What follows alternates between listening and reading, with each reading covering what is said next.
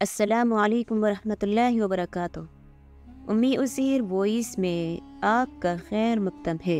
ایک چھوٹے سے گاؤں میں غریب لکڑہارا رہتا تھا۔ وہ روز صبح سویرے جنگل جاتا اور لکڑیاں کاٹ کر شام کو گاؤں میں بیچتا، جس سے بمشکل اپنی بیوی بچوں کا پیٹ پال پاتا۔ لکڑہارے کی ایک بیٹی تھی جس کا نام عائشہ تھا۔ عائشہ بے حد عقل مند اور ذہین تھی، اگرچہ وہ بہت کم عمر تھی، مگر اس کی باتوں میں ایک خاص دانائی تھی جس کی وجہ سے گاؤں کے لوگ بھی اس کی باتوں کو اہمیت دیتے تھے۔ ایک دن لکڑہارا حسب معمول لکڑیاں کاٹ رہا تھا کہ اچانک اسے ایک شاہی محل کے آدمی نے درخت کے نیچے بیٹھے دیکھا۔ شاہی محل کا آدمی قریب آیا اور بولا، تمہیں بادشاہ سلامت نے دربار میں بلایا ہے۔ انہیں تمہاری عقل مند بیٹی کے بارے میں سن کر دلچسپی ہوئی۔ یہ سن کر لکڑہارا حیران ہوا کہ بادشاہ کو اس کی بیٹی میں اتنی دلچسپی کیوں ہے۔ خیر، وہ اپنے بیٹے کو کام سونپ کر فوراً محل کی طرف روانہ ہوا۔ محل میں پہنچ کر لکڑہارے نے بادشاہ کو سلام کیا۔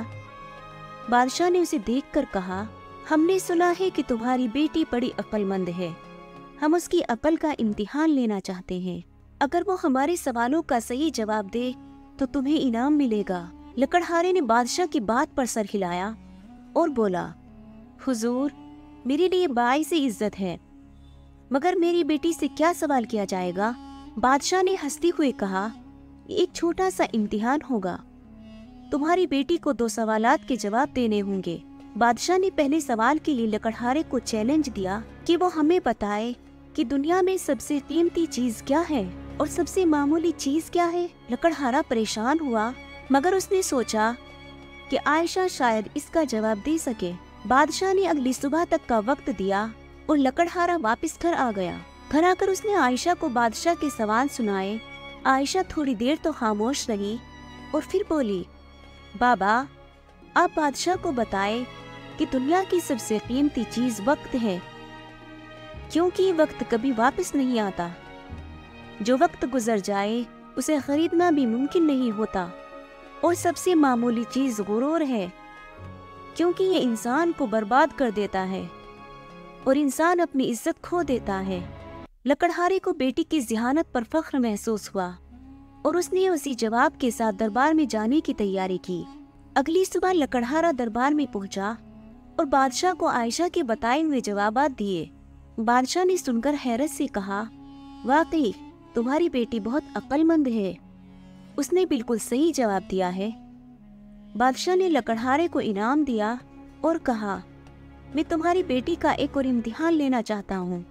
اسے کہو کہ ہم چاہتے ہیں کہ وہ اگلے چیلنج کے لیے خود یہاں آئے۔ لکڑہارا بادشاہ کا پیغام لے کر خوشی خوشی واپس آیا اور عائشہ کو بادشاہ کا حکم سنایا۔ اگلے دن عائشہ دربار میں پہنچی۔ بادشاہ نے اسے دیکھا اور کہا، ہم تم سے ایک اور سوال پوچھنا چاہتے ہیں، تمہیں ہمارے سوال کا جواب دینا ہوگا، لیکن اس بار امتحان تھوڑا مشکل ہے۔ عائشہ نے عاجزی سے کہا، حضور، آپ سوال پوچھئے، میں پوری کوشش کروں گی کہ صحیح جواب دے سکوں۔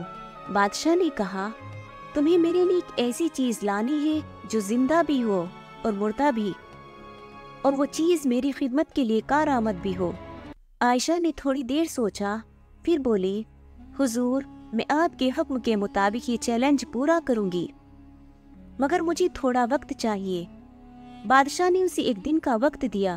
گھر واپس آ کر عائشہ نے غور کیا کہ وہ کون سی چیز ہو سکتی ہے جو زندہ بھی ہو اور مردہ بھی۔ کافی سوچ بچار کرنے کے بعد اسے ایک ترکیب سوچی۔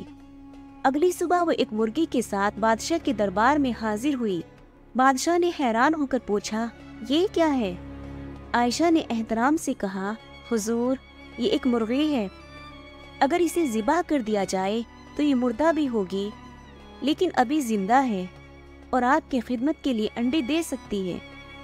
اس طرح یہ آپ کے حکم کے مطابق زندہ بھی ہے اور مردہ بھی ہو سکتی ہے۔ بادشاہ عائشہ کی ذہانت سے بہت متاثر ہوا اور اس کی حکمت کی داد دی۔ اس نے عائشہ کو انعام سے نوازا اور اس کے والد سے کہا کہ وہ اپنی بیٹی کی تربیت پر فخر محسوس کرے۔ بادشاہ نے عائشہ کو اپنی سلطنت کے امور میں مشاورت کے لیے رکھ لیا۔